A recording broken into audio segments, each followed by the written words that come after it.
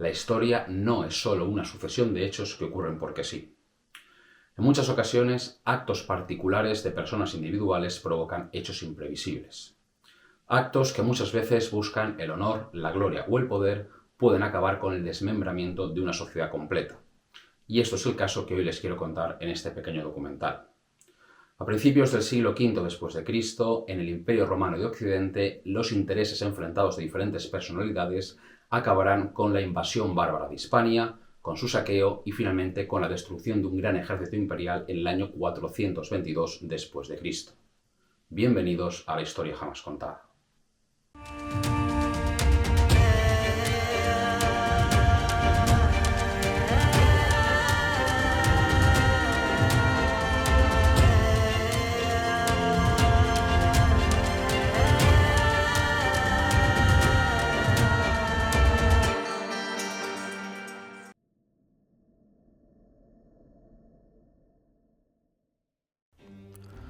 En el año 378, las fuerzas del Imperio Romano de Oriente sufrieron una aplastante derrota en los aledaños de la ciudad tracia de Adrianópolis. El ansia de gloria del emperador Valente, unida a una inteligencia defectuosa, provocaron una derrota sin paliativos de las fuerzas romanas de esta parte del imperio. A pesar de lo aparatoso de la derrota, Oriente logró encauzar la situación bajo el mando del emperador Teodosio. Oriente era más estable políticamente que Occidente, así que un mando adecuado podía contrarrestar los fracasos puntuales por muy graves que estos fueran. Occidente, sin embargo, era diferente. En la parte occidental del imperio existían demasiados cargos poderosos. Los titulares de estos cargos, sabedores de la fuerza que poseían, provocarán durante las últimas décadas del imperio el caos, la destrucción y al final la caída de Roma en el año 476. En la historia que les voy a narrar podrán observar que muchos actores entran en escena.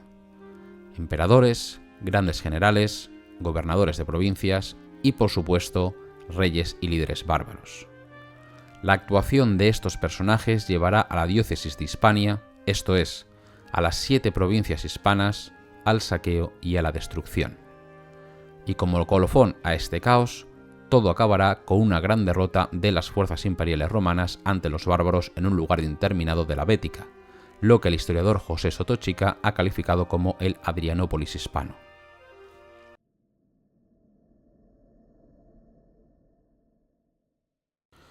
En el relato que se suele escuchar sobre la decadencia y la caída del Imperio Romano de Occidente, se esgrime como causa principal las invasiones bárbaras.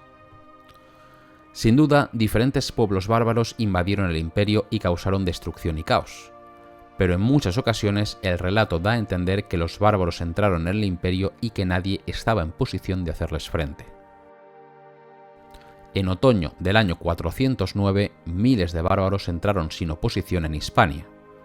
Alanos, vándalos silingos, vándalos asdingos y suevos entraron como un cuchillo en la mantequilla y comenzaron a acampar por sus anchas por toda la península. Estos pueblos habían cruzado el Rin en la Nochevieja del año 406 debido a la inoperancia de las fuerzas imperiales en el Limes y habían estado campando por sus anchas por las Galias hasta su paso a Hispania. El cruce del río no se debió a la debilidad del imperio. Roma seguía siendo fuerte como demostrará todavía durante décadas, pero las fuerzas imperiales no estaban pendientes de las fronteras. Como ocurrirá durante este periodo, como un cáncer, los recursos del imperio estaban concentrados en la guerra civil. En el momento en que los bárbaros cruzaron el Rin, las fuerzas imperiales estaban preparando la invasión de la parte oriental del imperio. Flavio Estilicón, el comandante supremo de Occidente y de facto regente del imperio ante la minoría de edad del emperador Honorio, había desguarnecido la frontera y había concentrado las fuerzas imperiales en Italia, esperando partir hacia Grecia. Estilicón había conseguido controlar a los visigodos de Alarico convirtiéndoles en aliados de Roma. El rey godo se encontraba con sus guerreros en el Épiro, esperando el cruce de las fuerzas imperiales que deberían dirigirse después a Constantinopla. Los planes, sin embargo, se desbarataron. Y no fue la amenaza de los bárbaros lo que hizo cancelar los planes de Estilicón, sino la aparición de un usurpador al trono en Britania, Constantino III.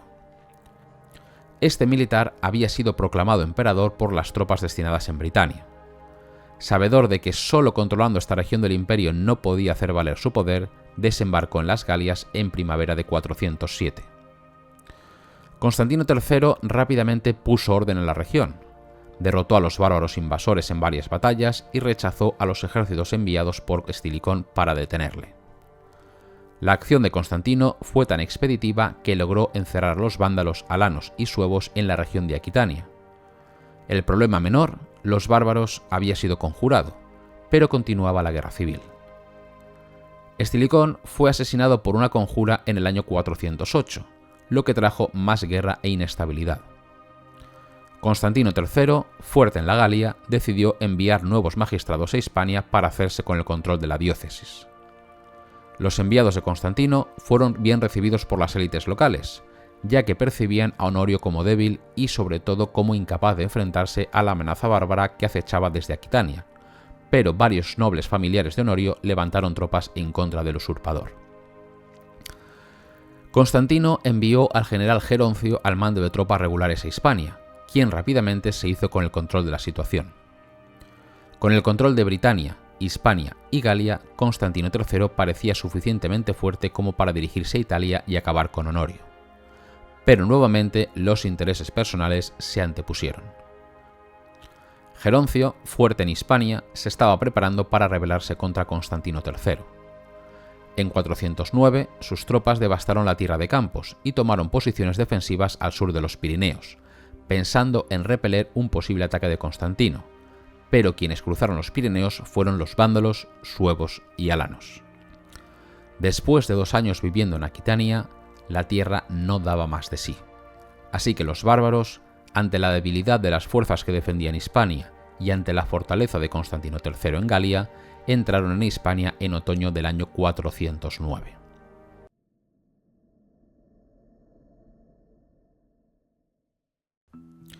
Cuatro pueblos o gentes entraron en Hispania en el otoño de 409. Los alanos eran viejos conocidos de los romanos. De origen iranio, estos guerreros basaban su fuerza en la caballería, tanto ligera como de choque. Extraño será el conflicto de esta época en la que al menos un grupo de estos guerreros no esté presente. Los vándalos, por su parte, eran de origen germánico. Estaban divididos entre silingos y astingos. Cada grupo estaba al mando de un rey, por lo que no era una fuerza uniforme. Habían estado largo tiempo en contacto con los romanos, por lo que sus élites y gran parte de ellos eran cristianos arrianos. Finalmente, los suevos eran el contingente menos numeroso. También de origen germánico, seguían siendo mayoritariamente paganos. Desconocemos cuántas personas cruzaron los Pirineos en el año 409. Las cifras que barajan los investigadores oscilan entre los 150.000 y las 200.000 personas. Cabe dejar claro que estas cifras hacen referencia a la totalidad de integrantes de estos pueblos, es decir, hombres, mujeres y niños. Esto quiere decir también que los guerreros supondrían alrededor de 40.000, lo que es una cantidad nada despreciable. Una cantidad, eso sí, suficientemente grande como para imponer su voluntad en Hispania.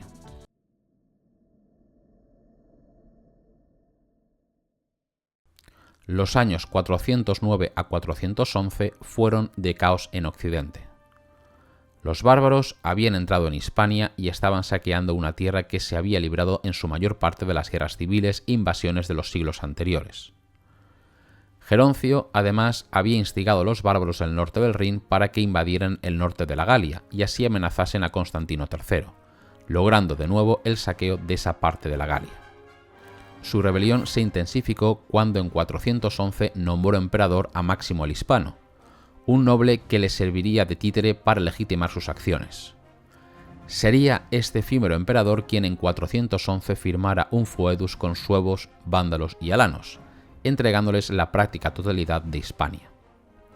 A los vándalos silingos se les concedía la Bética, a los alanos la Lusitania y la Cartaginense, y a suevos y vándalos asdingos la Galaecia. En poder del nuevo emperador quedaba la Tarraconense, la Baleárica y la Mauritania Tingitana. Constantino, sin embargo, siguió con sus planes de ir a por Honorio, por lo que en el 410 cruzó a Italia esperando tomar Rávena. Constantino se había atraído al Magister Militum Alabico, el cual debería sublevar a la guarnición de Rávena cuando él se acercase a la ciudad. Sin embargo, el conspirador fue descubierto y ejecutado, por lo que Constantino hubo de retirarse de nuevo a la Galia. Para empeorar todavía más las cosas, Alarico, rey de los visigodos, harto de esperar que Honorio pagase a su pueblo por los servicios prestados en tiempos de Estilicón, saqueó la ciudad de Roma. En un intento de mejorar su posición, Geroncio pasó a las Galias, persiguiendo al hijo de Constantino III, a quien alcanzó en la ciudad de Valence, dándole muerte allí mismo. A continuación, desentendiéndose de lo que estaba ocurriendo en Hispania, se dirigió hacia Arelate, con la intención de sitiar a las fuerzas de Constantino III. En estos 2 años, si nos fijamos, tenemos bárbaros en Galia, en Hispania y en Italia. Sin embargo, los altos cargos romanos están más preocupados de enfrentarse entre ellos que de acabar con ese peligro exterior.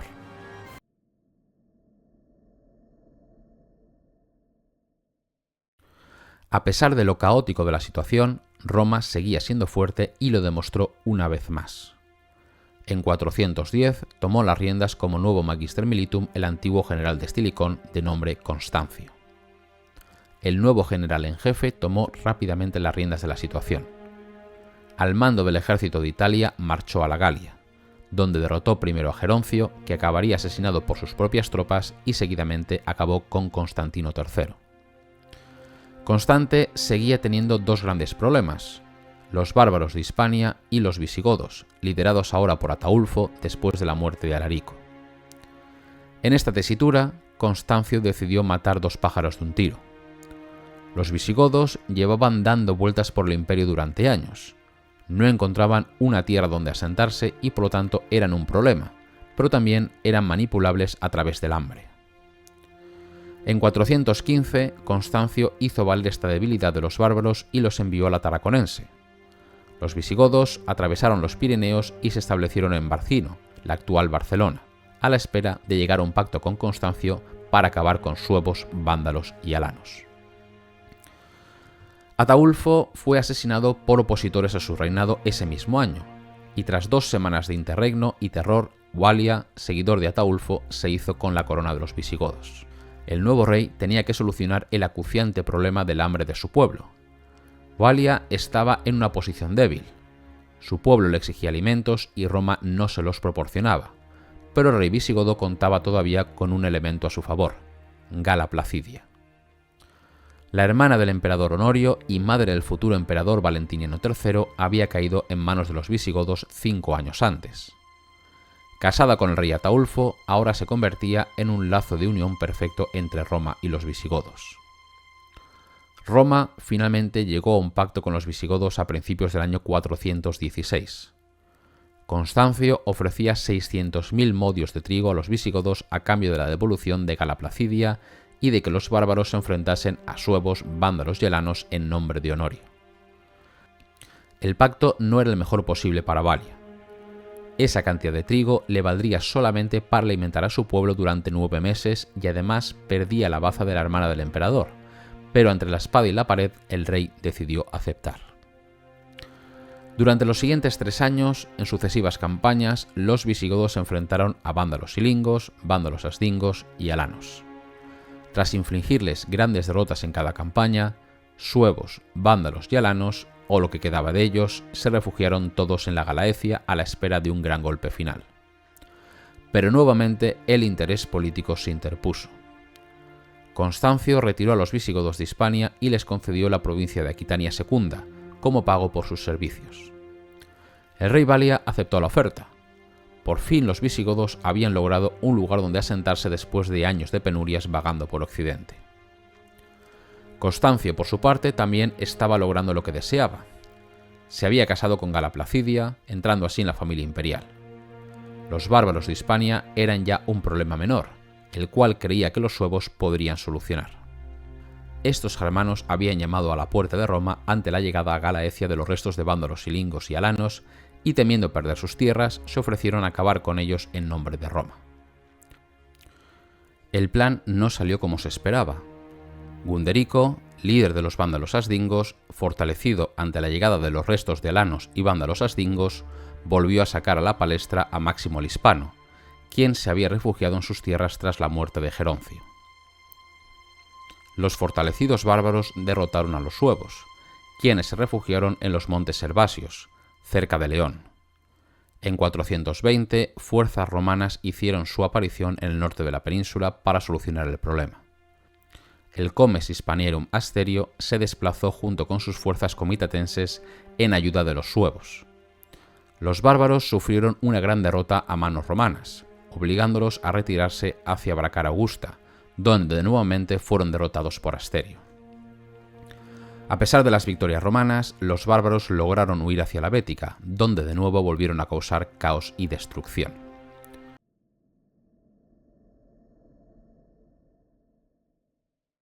Aunque vándalos y alanos volvían a acampar por la Bética, el problema bárbaro de Hispania casi se había solucionado. Pero nuevamente las intrigas políticas y los intereses personales se interpusieron. Constancio, coemperador junto con Honorio, falleció en 420. Su esposa Gala Placidia fue desterrada a Constantinopla por su hermano Honorio, quien se hizo con el control total del Imperio Romano de Occidente, o al menos de lo que le iba quedando. Finalmente, en 422, el Magister Militum Castino, sucesor de Constancio en el cargo, se dirigió a Hispania con un gran ejército para terminar de una vez por todas con vándalos y alanos. El ejército de Castino era mucho mayor que el de Asterio 2 años antes y además contaba con el apoyo de un potente contingente de visigodos enviados por el rey Teodorico II.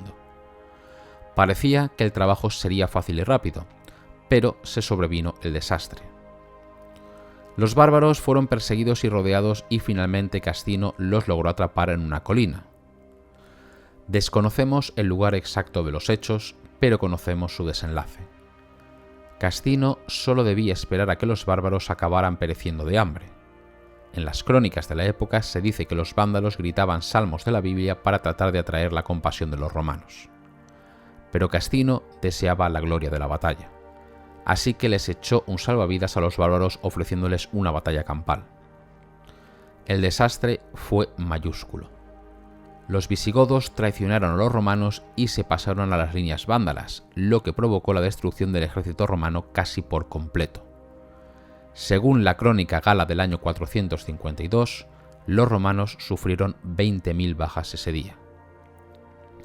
El Imperio Romano de Occidente ya no se recuperaría de esta derrota en Hispania. A diferencia de Oriente, las intrigas constantes habían debilitado al imperio y le habían ido poco a poco privando de sus inmensos recursos. Con la derrota de 422, Roma abría las puertas de África a los vándalos, lo que finalmente le supuso una puñalada mortal al imperio, además de dejar Hispania para el libre saqueo de los suevos, quienes en las siguientes décadas irán creciendo en poder y en control territorial. La historia de las últimas décadas del Imperio Romano de Occidente es un ejemplo constante de cómo un potente Estado, del cual se da por sentada su existencia, poco a poco se va debilitando por la ansia constante de poder de algunos personajes concretos, que en lugar de tener como objetivo la prosperidad de ese Estado, piensan únicamente en su propia gloria y poder.